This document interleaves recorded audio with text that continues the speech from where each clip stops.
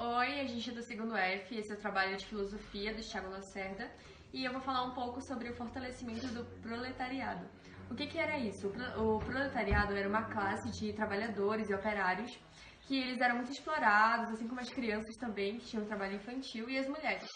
Então, eles revoltados com toda essa situação, essa humilhação, explorados pela burguesia, eles resolveram lutar pelos direitos. E em 1864 criaram a Associação Internacional de Trabalhadores, que ela lutava por essa igualdade dos trabalhadores também possuírem os direitos e propriedades, assim como a burguesia tinha. Então, era meio que a luta pelos direitos humanos. Então, eu vou falar sobre o regime democrático, que foi um importante desenvolvimento para a filosofia.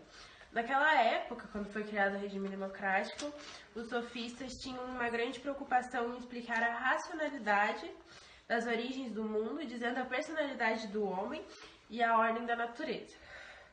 Os pensadores dizem que a filosofia não vem de ideias puras, mas de ideias que promovem o debate.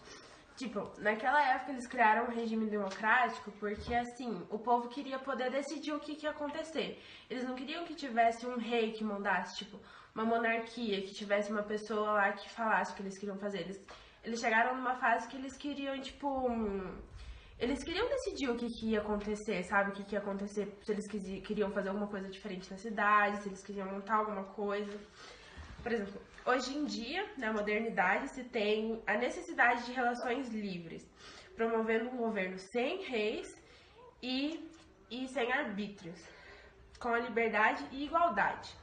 O regime democrático deu voz ao povo, a chance de votar em um líder, o poder de ir e vir a hora que quiser, sem ninguém controlar o que você tá fazendo. Tipo, você ter o direito. Por exemplo, naquela época, tipo, um rei, tipo, sei lá, o rei queria que você fizesse isso, entendeu? Tipo, você vai lavar o chão, não sei o quê. O rei mandava, entendeu? Tipo, ele mandava o que você ia fazer ou deixar de fazer.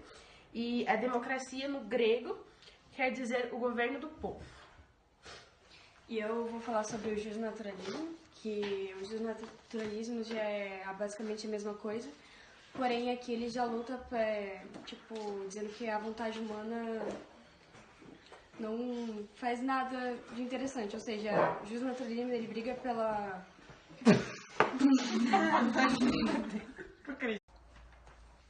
Eu vou falar sobre o justnaturalismo e eu vou ler um pouco sobre o que é e depois explicar para vocês exatamente o que significa. O justnaturalismo é o direito natural, ou seja, todos os princípios, normas e direitos que se tem como ideia universal é imutável, independente da vontade do ser humano. De acordo com a teoria do justnaturalismo, o direito é algo natural e anterior ao ser humano, devendo seguir sempre aquilo que condiz aos valores da humanidade, ou seja, direito à vida, à liberdade e à dignidade, entre outras coisas. É um ideal de justiça, e desta forma, as leis que compõem o justnaturalismo são todas tidas como imutáveis e universais, invioláveis, pois estão presentes na natureza do ser humano. O direito está baseado no bom senso, sendo pautado nos princípios de moral, ética e equidade entre todos os indivíduos, ou seja, é liberdade. O direito natural é, tipo, tudo que veio antes da gente, ninguém pode tirar, porque não é uma vontade política ou do ser humano, é uma vontade natural, como se fosse Deus criando as coisas. Ou seja, você tem o direito de ir e voltar a hora que quiser, ir aonde quiser, sem dar informações a ninguém.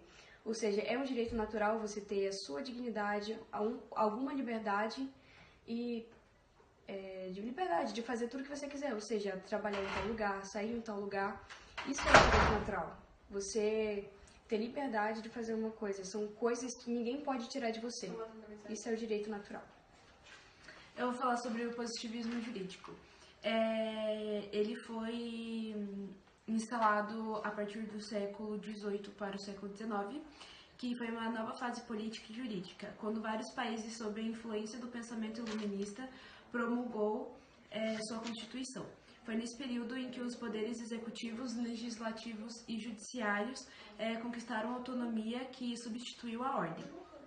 Ou seja, tipo, todo cidadão podia participar desses três desses 3 poderes, só que se eles participassem de um, eles não iam poder participar dos outros 2. E na França, o Código Civil de 1804, também conhecido como Código de Napoleão, representou uma novidade jurídica significativa. Antes desse código, os juízes invocavam costumes e valores morais da época e que entendiam ser as normas dos direitos natural.